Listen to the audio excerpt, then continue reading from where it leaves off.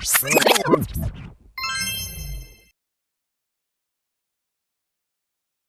semuanya, salam sejahtera untuk kita semua. Perkenalkan, nama saya Nova Luna Panjaitan dengan NIM 2403060009. Saya berasal dari kelas PTC. Di sini saya akan menjelaskan yaitu materi tentang metabolisme lipid untuk memenuhi tugas mata kuliah biokimia dengan dosen pengampu Ibu Tati Vidianasari. Nah, metabolisme lipid terkait dengan degradasi lipid menjadi oksidasi asam lemak. Yang pertama yaitu ada pencernaan, penyerapan, dan transfer lemak. Kita masuk yang pertama, yaitu pencernaan lemak. Lemak makanan umumnya dalam bentuk trigliserida. Di lambung terjadi emulsifikasi awal oleh peristaltik dan asam lambung. Di usus halus, trigliserida mengalami emulsifikasi lebih lanjut oleh garam empedu, yaitu dari hati disimpan di kantung empedu. Enzim lipase pankreas kemudian memecah trigliserida menjadi asam lemak bebas dan monogliserida, yaitu khususnya 2-monoacylglycerol. Kedua, ada penyerapan di usus halus. Asam lemak bebas dan monogliserida masuk ke dalam sel epitel usus atau enterosit dengan bantuan misi sel, yaitu struktur dari garam empedu. Di dalam sel, molekul-molekul ini disintesis kembali menjadi trigliserida. Yang ketiga, ada transfer lemak. Trigliserida yang terbentuk dibungkus bersama kolesterol, protein, dan fosfolipid menjadi partikel kilomikron atau jenis lipoprotein. Kilomikron masuk ke sistem limfatik, lalu ke peredaran darah untuk didistribusikan ke jaringan tubuh. Yang kedua, ada beta oksidasi asam lemak.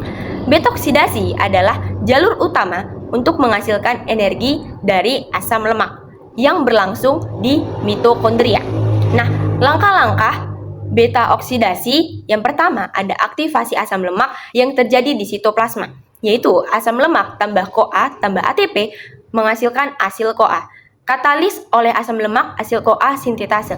Yang kedua ada transport ke dalam mitokondria. Karena membran mitokondria dalam tidak dapat dilewati asil CoA, maka digunakan sistem karnitin.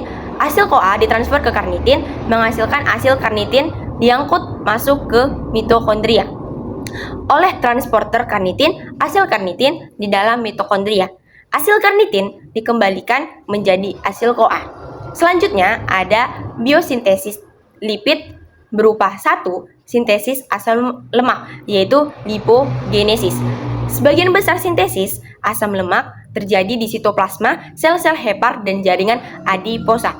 Reaksi dimulai dengan membawa asetil CoA keluar dari mitokondria melalui torak sitrat atau citrate shuttle. Proses ini menghabiskan 2 molekul ATP. Pembentukan asetil CoA sitosol dirangsang oleh rasio insulin atau glukagon yang meningkat setelah konsumsi karbohidrat. Asetil CoA sitosol diubah menjadi malonil CoA oleh enzim asetil CoA karboksilase. Enzim ini diaktifkan oleh rasa kenyang, sitrat, dan insulin. Insulin juga mengaktifkan enzim berikutnya, yaitu kompleks asam lemak sintase. Produk akhir jalur ini adalah palmitat, yaitu C16, yang dapat diperpanjang dan didesaturasi menjadi berbagai asam lemak lain. Yang kedua ada sintesis triasilgliserol. Triasilgliserol dibentuk di hepar dan jaringan adiposa melalui reaksi antara asam fosfadifat, yaitu di usus dari 2-monoacylglycerol. Jaringan adiposa tidak memiliki enzim gliserol kinase, sehingga tidak dapat menggunakan gliserol hasil kerja enzim lipoprotein lipase atau LPL. Insulin merangsang pembentukan LPL serta metabolisme glukosa menjadi asam lemak di jaringan adiposa. Yang ketiga ada sintesis fosfolipid. Fosfolipid adalah senyawa lipid yang mengandung gugus ester fosfat dan merupakan bagian penting dari membran sel bersama protein, glikolipid, dan kolesterol. Komponen utama dari fosfolipid yang pertama ada asam lemak, gugus fosfat, kedua alkohol yang mengandung nitrogen, yang terakhir ada suatu rangka. Fosfolipid paling melimpah di sel mamalia adalah phosphatidylcholine atau yang disingkat dengan PC. Fosfolipid lain termasuk fosfatidilethanolamine atau PE. Yang kedua ada phosphatidylserine atau PS. Yang ketiga ada sapingomelin atau SM. Yang keempat ada cardiopilin atau CL. Yang terakhir ada phosphatidylinositol atau PL dan turunannya yang terfosforilasi. Yang keempat ada sintesis kolesterol. Kolesterol berfungsi sebagai stabilizer membran sel, prekursor garam empedu, dan prekursor hormon steroid. Disintesis hampir di semua sel, terutama di hati atau hepar, dan usus. Prekursor utama sintesis kolesterol adalah asetil-CoA. Laju sintesis kolesterol dikendalikan oleh enzim HMG-CoA reduktase. Enzim ini dapat dihambat oleh obat anti-hiperkolesterolemia. Yang kelima ada sintesis steroid. Steroid adalah senyawa turunan kolesterol.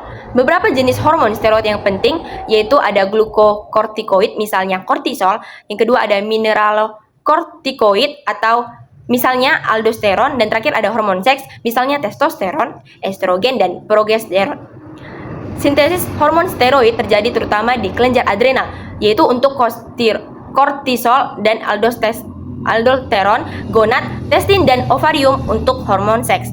Proses dimulai dari kolesterol menjadi pregnenolon untuk berbagai jenis steroid, tergantung pada enzim spesifik yang tersedia di jaringan tersebut. Mungkin sekian penjelasan dari saya mengenai metabolisme lipid. Terima kasih.